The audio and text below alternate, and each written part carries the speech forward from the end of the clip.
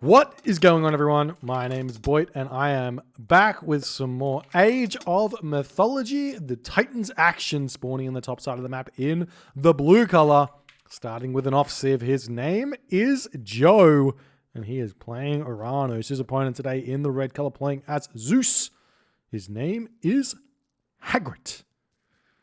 This is the semifinals of the competitive mega random tournament. Semifinals means you're in the money, but it doesn't mean you have a lot of money just yet. It means you have a chance for more money than you otherwise would have had you not participated in this tournament. See? Yes. But let's talk a little bit about the differences between the semifinals and, say, the quarterfinals of this tournament. The semifinals are best of 7. Best of 7 means that both players need to win, or a player needs to win 4 games in order to advance. And in order to win 4 games, said player would need to win with 4 different gods. Because the way the rules work is you play one god, you can no longer play that god again. You play the next god, if you win with said god, you can no longer play that god again. Play the next god, you win with that one. Now there's 2 gods you can't play. So you have to be a multi-god talent of sorts. Hagrit, if you guys do not know, is a random god player. So this tournament format actually fits him quite well, and it's been showing nicely as he's managed to make his way through to the semifinals in this tournament. Joe, on the other hand, he's mostly known for his Egyptian play, but up until this point, he could have got away with just playing the Egyptians and being fine. But in this tournament, in this series, we're seeing Oranos come through. We've seen him play Zeus. I think we've seen him play an Odin or something, maybe even a Loki in the series. He's definitely been having some success with his Egyptians, and we'll see what he's going to stick with through this series in order to get find his way to 4 wins, I should say. All right. Relics on the map being uncovered. We do have ourselves the Trios bow here, an extra 2 archer, ballista, Kyro ballista range. Next relic over here, we have Pandora's box, the reduction in myth unit training time. A third relic has been uncovered up here, which is the Blanket of Empress Zoe. This relic's actually pretty decent. A lot of people just sleep on this relic a little bit. It's a minus 5% building crush vulnerability, which really does get your buildings some survivability against those siege in the mid to late game. And then finally, we have the Tower of Cestus, the extra 30% tower ranged pierce damage and 10% tower melee pierce damage. So that's all the relics here.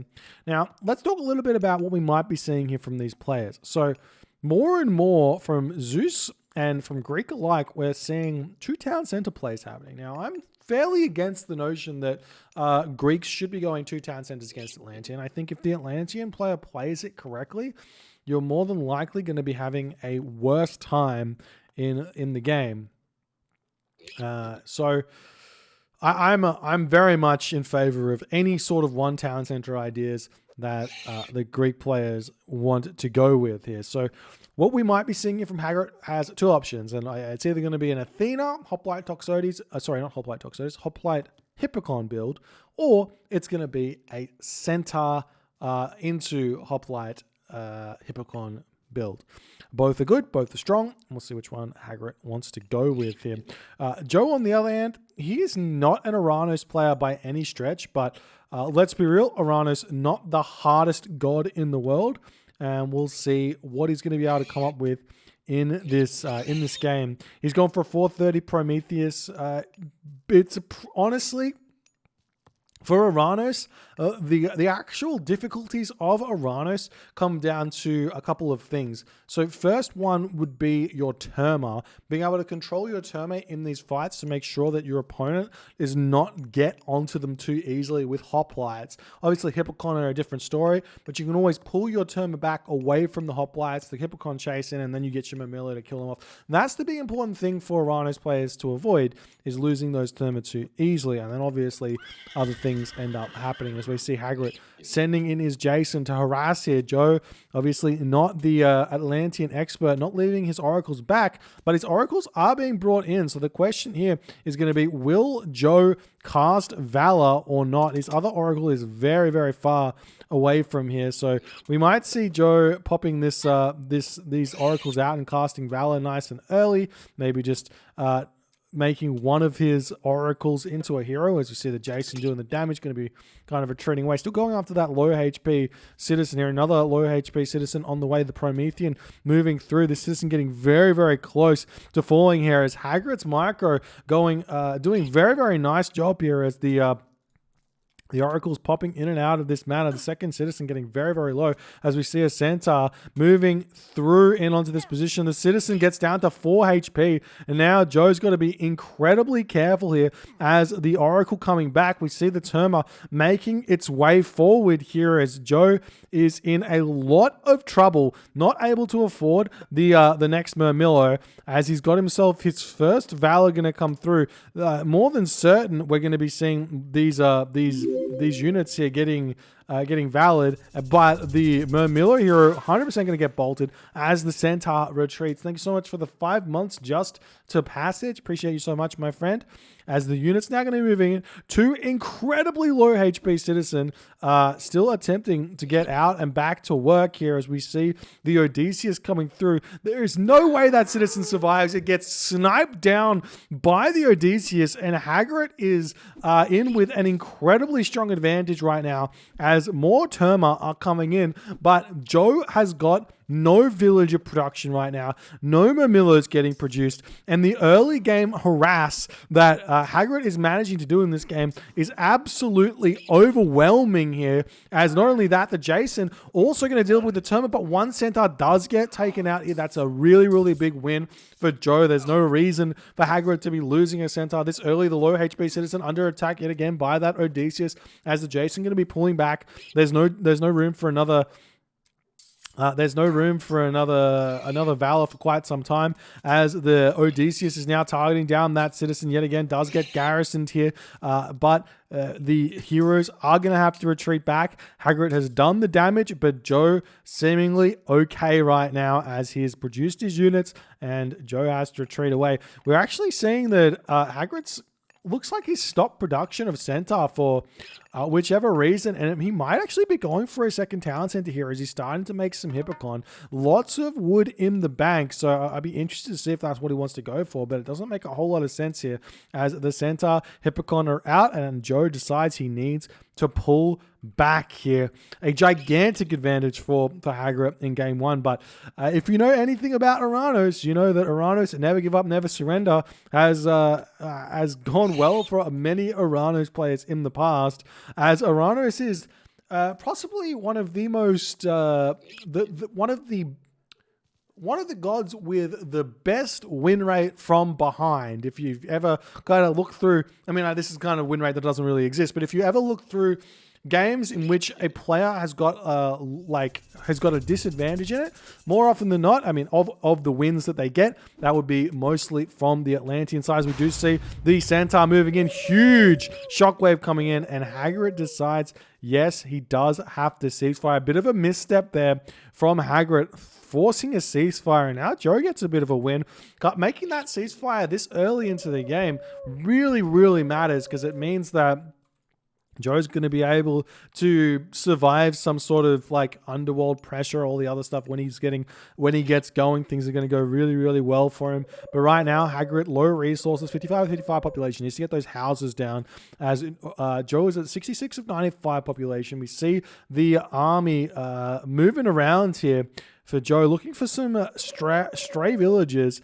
But the villages are all on the front here. This is some nice economic protection that that Hagrit's managed to do with this wall here, with this house, managing to make this work. But the villages are indeed open here. There's no close tower for some distance. So if the Katoskopos has spotted this, so the villagers should get pulled nice and early here as he sees the units walking in. Hagrit not pulling his villagers. He's actually going to be losing a villager or two here. Not exactly what he wants here as Joe going after these villagers and probably going to get a handful of kills here. One does go down. A second one going to be going down for sure. Nope. Nice marker there from Hagrit getting away. Gets 2 villager kills. The third one going to go down for sure here as we see 2 villagers in the tower, 3 villagers in the town center. We see the Centaur moving forward. Another Centaur getting taken down there by Joe. Joe's control thus far after that early game going off a treat here as another villager is getting picked off. Hagrit forced to get watchtowers here As Hagrit's going to be moving forward, saying, you know what, I've had enough of your shenanigans. I'm going to put full pressure onto this location. There's really no other food on the map that you could be going for here. I mean, there's some gazelle in the corner. There's a boar or three over here, but he knows that everything is on this location. And those centaur are going to get some serious value here when there's no hero army in this position. We see another Murmillo getting getting killed off here as Hagrit has got full control of this hunt. 3 citizen idle here for a very, very long time. The units here for Joe are out of position somewhat, but they could hit these villagers in the middle of the map if they so chose. We see some more units coming back over here. There's the Valor getting thrown down, and it does luckily hit all infantry units here as the centaur do turn around and do manage to pick off a unit there nice and fast. As the mana does get taken out, Hagrid's going to be retreating away. There is only 1 Catapultes here, but that Catapultes is going to do a metric shit ton of damage to the cavalry here, as Hagrid getting caught out with the Hippocon Centaur army yet again. I remember a game that Hagrid played against someone. I can't remember exactly who it was. It might have been Kvoth, but I can't fully remember. An Oranos game where he was playing Zeus against Oranos, and he was running around with his Hippocon and his Centaur, and it's a no-no. You don't do this against Oranos because it means that he can catch you out, could get huge amounts of damage. If you just run around with your Centaur, there's no way for the units to catch you out, and you're going to be completely fine. Nice marker there from Hagrid, though, keeping his Centaur alive as Joe is going to be retreating back. Thanks so much for the 7 months, Grid Runner. Appreciate the support, my friend. As Joe's pulling back, we see Plow coming through for Joe as well, as another military barracks going to be coming up. His army's going to circle around to the side. He can hit this wood line for days. Going to be hitting the food line as well, as the army getting caught out yet again. Hagrid's at 89 population. Joe's at 100 population, as those Hippocon are currently going to town on the Terma, but there are plenty of infantry units here to deal with these Hippocon. With no hoplites here, it's going to be a little bit more challenging for Hagrid than it otherwise would normally be, but Joe not able to really win fights just yet, as his army is relatively weak, I would say, just because he's had so much damage done to his economy. As the units do turn around and continue fighting, there's no heroes over here anymore for Joe, as Hagrid is putting the pain onto Joe incredibly nicely here, as the Hippocon going to be swinging and going to try and take down these units as best as they possibly can. The Catapultes doing tons of damage here to the Hippocon. The villagers getting pulled off of the food, or somewhat off of the food, to help out just as much as they possibly can here, but it looks like Joe is getting just swarmed off the map by Hagrid's Zeus here in this game, as the Centaur should technically chase down those infantry units if he can, as they are very, very open to getting one banged, as that's exactly what Hagrid is going for, as he's going after this mana as well. The other mana over on this location, housing three citizen here, as we see a manual Terma getting converted in an effort to keep them alive. We see the Murmillo over here getting garrisoned as well, as the Terma do turn and get more damage done. We do see the Shockwave getting thrown down, but no units getting hit here. Promethean has entered the army here for Joe. We'll see if that's going to help him out or not, as the Citizen do pop out here. Now, Citizen, this early in the game, are technically as strong, or not as strong, but close to as strong as an elephant in terms of their HP. Their damage, on the other hand, not quite the same, but they can still pack a punch, as it were, as these units of Joe are continuing to stream into this position here. Joe's at 75 population, Hagrid's 72 population, but tons of resources in the bank, as the infantry units of Joe still getting cleaned up, as Hagrid's going to be pushing in. There is a problem for Joe that's going to be mounting, is that he's mined his back gold mine first. His forward gold mine in his base, now this is double medium gold mine spawn, his forward gold mine in his base is very, very open here, and if Hagrid is aware of this, which I imagine he is somewhat aware, he knows there's a gold mine here,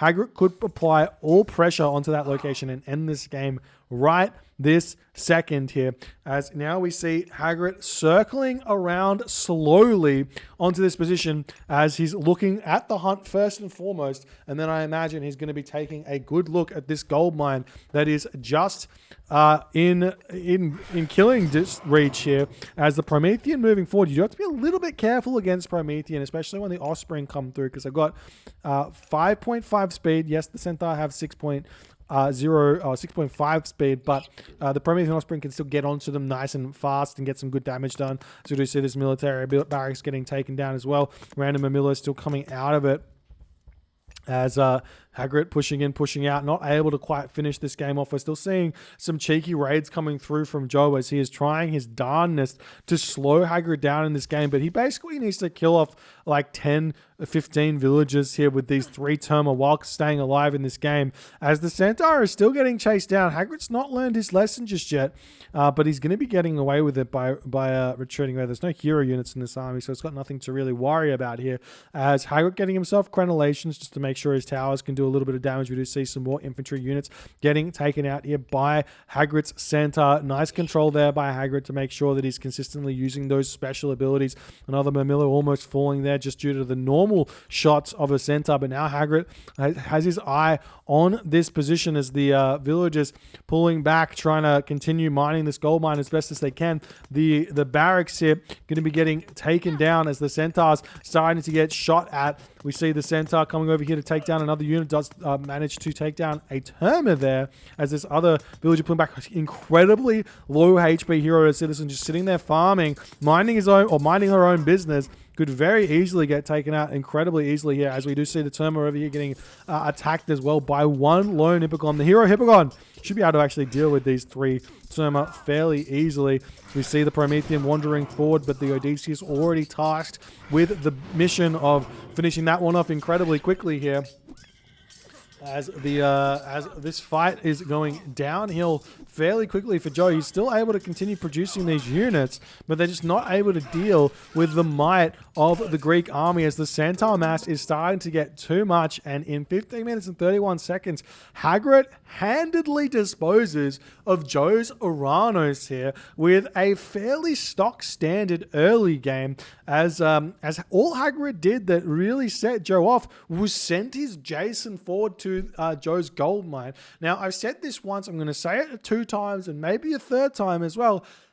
If you're playing against Greek with Oranos, you have to bring your heroes back and manually heroize them. Your oracles back, I should say, manually heroize them. If you have 2 oracle heroes, you can garrison them or retreat them back and kind of trireme-micro to some degree to slow that Jason pressure down enough so that you can then get yourself your 3 hero Mamilo out of your first Valor, and you should be able to hold the early game of a Zeus player every single time, especially if you make all 3 heroes from your oracles. The fact of the matter is, you do not want to get hand axe or pickaxe here with Oranos.